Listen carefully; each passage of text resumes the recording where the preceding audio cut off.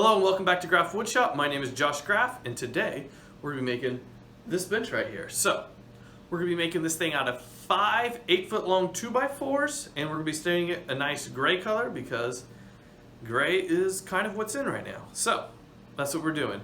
If you got any questions, put them down in the comments section as we're going through this, and also if you need links to any tools that I'm using today, I've got them down in the description, so be sure and check those out. So, let's get after it. Let's go.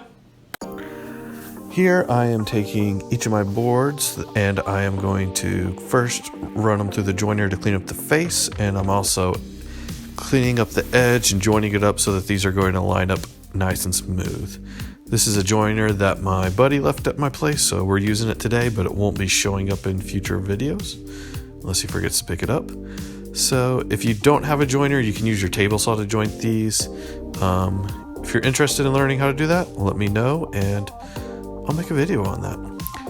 Now I'm going to cut each of these to a little bit over 5 foot long. 5 feet is going to be our total length at the end, but I'm leaving just a little bit of extra so I can cut them all nice and even to 5 foot once everything's glued up here in just a little bit, saving the cut off pieces for the legs later on.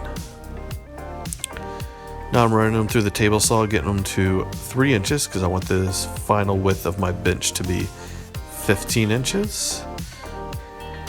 And here I am drilling all my pocket holes. I've lined up all my 2x4s, how I want my bench to look, marked all my pocket holes, and now just going to town, drilling some holes.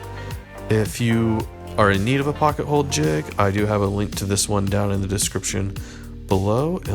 Really enjoy it. But yeah, got our table all done, cleaning everything up real neat, and it's time to glue.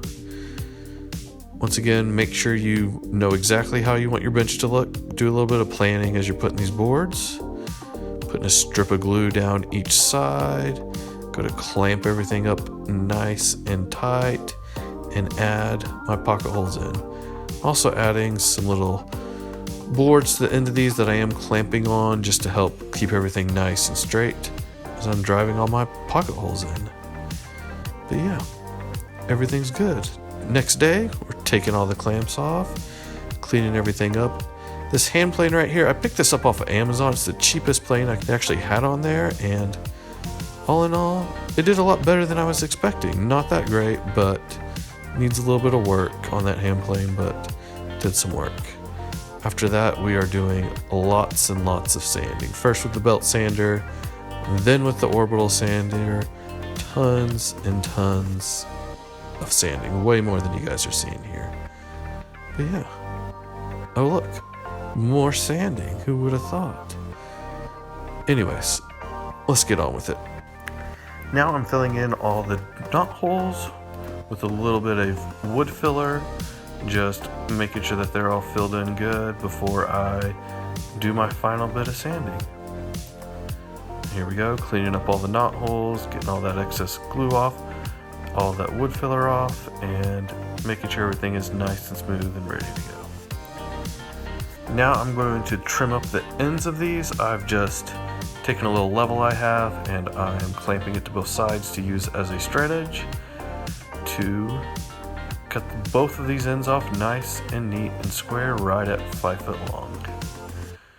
Now I'm taking a roundover bit on my palm router and just doing a quick little roundover.